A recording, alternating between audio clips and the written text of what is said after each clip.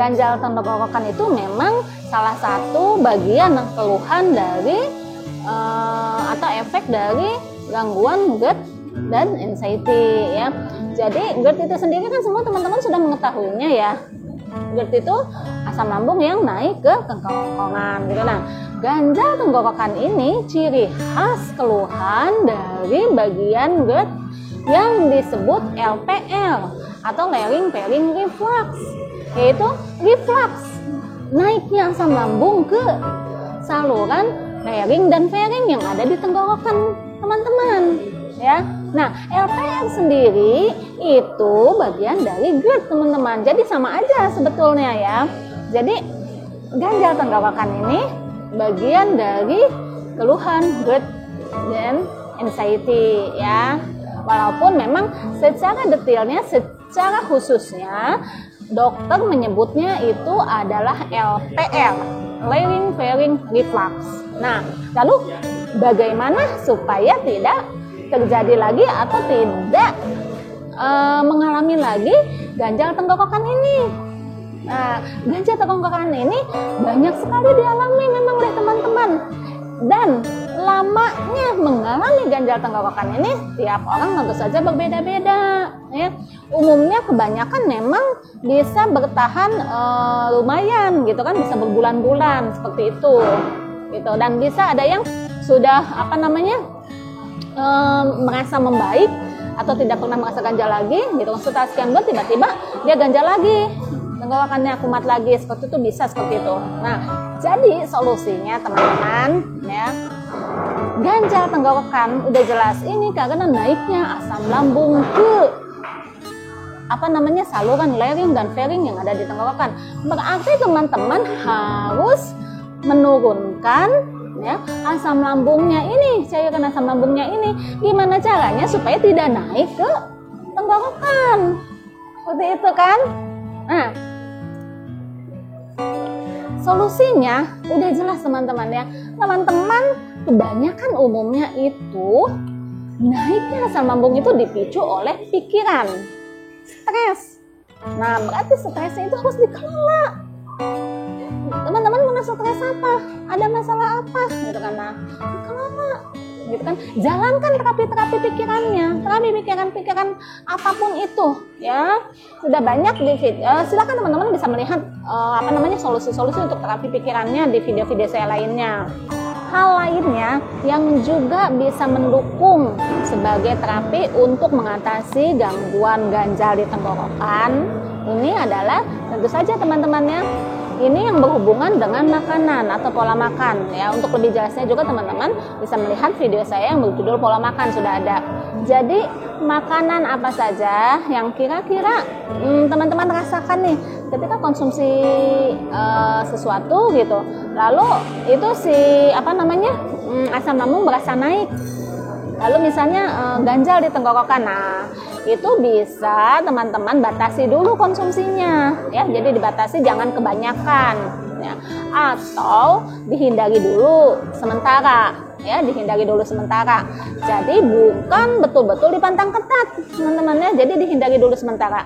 Misalnya misalnya kopi, misalkan kopi, ketika teman-teman konsumsi kopi dan itu salah satu adalah yang teman-teman rasakan nih memicu misalnya asam lambung naik lalu ganjal tenggorokan gitu kan. Nah, itu teman-teman bisa membatasinya dulu atau menghindarinya sementara ya. Jadi dihindari sementara artinya bukan dipantang ketat bertahun-tahun selamanya. Ini yang salah ya, prinsip ini yang salah tuh kebanyakan ya. Lalu yang sudah jelas lagi, teman-teman harus menjalankan pola hidup yang baik untuk mendukung kesehatan atau kesembuhan penderita GERD dan anxiety. Video mengenai pola hidup ini pun sudah ada videonya, jadi teman-teman silahkan dilihat ya untuk lebih jelasnya video saya lainnya yang berjudul pola hidup. Nah, yang khasnya terutama nih ya teman-teman nih, umumnya ganjal tenggorokan ini dipicu karena teman-teman setelah makan itu langsung tiduran. Nah, maka prinsip Puspita Mio bagi teman-teman yang ingin lepas dari gangguan mood dan anxiety, pantangan yang harus teman-teman harus teman-teman patuhi itu adalah setelah makan tidak langsung tiduran rebahan, apalagi tidur. Ya. Jadi harus ada jedanya. Teman-teman harus menunggu 2-3 jam setelah makan itu baru rebahan atau tidur. Nah, jadi harus bisa menahan diri. Itu salah satu pantangan. Jadi tidak boleh tiduran atau rebahan setelah makan. Ya. Lihat kembali videonya yang lain. Lalu sudah jelas juga kenapa bisa asam lambung itu naik kembali ke tenggorokan. Kan seharusnya dia ada di dalam lambung kita. Ketika kita makan, kan, makanan itu masuk dari mulut ke saluran pencernaan langsung ke lambung. Mestinya dia di lambung kan, diolah semuanya. Termasuk asam lambungnya itu di lambung. Tapi ini naik. Kenapa bisa naik?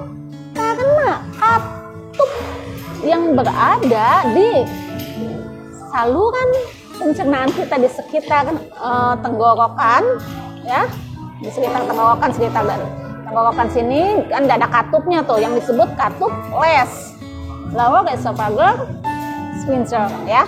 Jadi katup les. Jadi katup ini dia bisa buka, bisa menutup. Jadi ketika kita makan itu si katup otomatis akan membuka dan makanan masuk ke saluran pencernaan sampai langsung lanjut ke lambung kita, ya. Nah, setelah kita makan itu si katup menutup kembali. Nah, ketika makanan dicerna di dalam lambung kita, ini katup les ini harusnya menutup, teman-teman kan. Terus tuh sampai kalau kita pokoknya tidak makan itu dia kondisinya harusnya menutup. Tapi karena ada gangguan di otot lesnya ini, akhirnya si katup itu membuka bukan pada saatnya. Gitu. Pada saat kita tidak makan dia terbuka. Itulah yang menyebabkan asam lambung naik ke tenggorokan. Jadi adanya kelemahan, kalau bisa dibilang ya, kelemahan atau kekendoran gitu dari ototnya, otot si katup ini, otot les ini. Ya, nah, gimana supaya dia bisa berfungsi baik kembali? Si katup ini bisa dengan tetap bisa menutup kembali dan membuka sesuai fungsinya.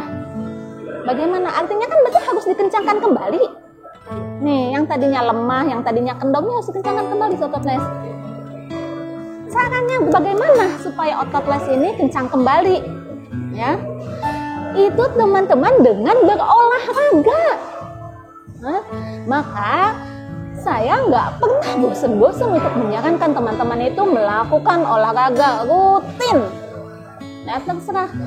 Mau seminggu 3 kali, ya, mau setiap hari, walaupun cuma 5 menit olahraga. Nah, yang khususnya olahraga khusus yang bisa lebih banyak membantu sebagai terapi menguatkan, mengencangkan kembali otot les itu adalah teman-teman ya, itu dengan melakukan rutinitas olah nafas. Olah nafasnya ini olah nafas perut, ya, seperti itu. Ya, penjelasannya teman-teman bisa melihat di video saya berjudul nyeri dada, ya, sudah ada saya jelaskan di sana. Lalu olahraga lainnya itu adalah berenang, teman-teman. Ya, silahkan lakukan berenang sesuai kemampuan. Bagi yang masih lemah, cukup dengan melakukan olah nafas perut. Kan? Kalau yang sudah kondisinya tidak ada masalah atau kuat gitu untuk melakukan berenang, akan renang. Nah, oke. Yang lainnya, olahraga lainnya juga yang bisa teman-teman lakukan itu dengan melakukan olahraga kayang. Ya, seperti apa kayang teman-teman bisa melihatnya di Google, silahkan ya. Oke, nah itu olahraganya. Jadi solusi-solusi yang tadi saya sebutkan itu harus disiplin, dilakukan oleh teman-teman ya, disiplin secara rutin, kontinu, terus jangan bosan kalau mau sembuh, seperti itu ya. Oke, nah solusi solusi yang cepatnya ketika teman-teman merasakan ganjal dan untuk segera mengatasi secepatnya seperti itu, teman-teman bisa melihat di video saya yang berjudul ganjal tenggorokan. Ada di sana disebutkan ya, kalau saya dilihat silakan. Itu solusi di saat teman-teman ganjal tenggorokan saat itu, dilakukan juga saat itu, seperti itu ya. Tapi nggak cukup teman-teman melakukan saat itu aja ketika merasakan ganjal, besok nggak ganjal lagi ya udah nggak lakukan, nggak usah. Misalnya yang solusi-solusi yang tadi saya sebutkan nggak saya lakukan, enggak gitu teman-teman. Solusi yang tadi saya sebutkan itu sebagai solusi jangka panjangnya gitu, karena nih untuk memperbaiki semuanya itu butuh proses, butuh waktu, nggak bisa sebentar, nggak bisa cuma 1-2 kali. Jadi solusi jangka panjang yang tadi saya sebutkan itu harus disiplin, rutin dilakukan oleh teman-teman ya. Oke, jadi perbaiki pola pikirnya ya, kelola stresnya, jalankan terapi pikirannya, lalu pola hidupnya diperbaiki, itu yang bisa mendukung untuk kesehatan atau untuk kesembuhan gangguan GERD dan anxiety. Makanannya juga harus yang teratur makan, supaya intinya asam lambung itu tidak sampai naik ke tenggorokan ya. Jadi kalau teman-teman biasa makan pagi jam 7 setiap hari teman-teman itu makan seperti itu. Jadi harus disiplin intinya. Harus kalau biasa makan pagi jam 6 ya jam 6 terus makan pagi seperti itu ya. Jadi teratur seperti itu. Nah, jadi memang semua butuh kedisiplinan, butuh keteraturan, dan butuh kesabaran tentu saja ya. Jangan berharap teman-teman ganjal tenggorokannya hanya melakukan solusinya 1-2 kali langsung hilang keluhan ganjal tenggorokannya ya. Tapi memang butuh waktu, butuh proses. Oke, nah pertanyaan tadi itu salah satu pertanyaan yang disampaikan oleh teman-teman Puspita Miau melalui DM IG Puspita Miau. Jadi sebagian DM IG Puspita Miau akan saya jawab melalui video-video YouTube. Insya Allah di video-video lainnya juga dengan pertanyaan-pertanyaan dari teman-teman lain yang berbeda akan saya jawab melalui video supaya lebih jelas. Oke ya. Dan supaya tidak berulang saya menjelaskannya juga gitu loh melalui DM IG.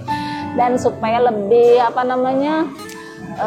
beda ya teman-teman. Kalau cuman teman-teman membaca aja gitu kan, melalui DM dijawab melalui baca, dengan langsung mendengarkan saya menjelaskan, insya Allah bisa lebih ditangkap, bisa lebih menyerap gitu lah kepikiran teman-teman dan lebih diingat. Oke, semoga bermanfaat. Silahkan bagikan video saya kepada teman-teman lain yang mengalami gangguan yang sama. Oke, assalamualaikum warahmatullahi wabarakatuh.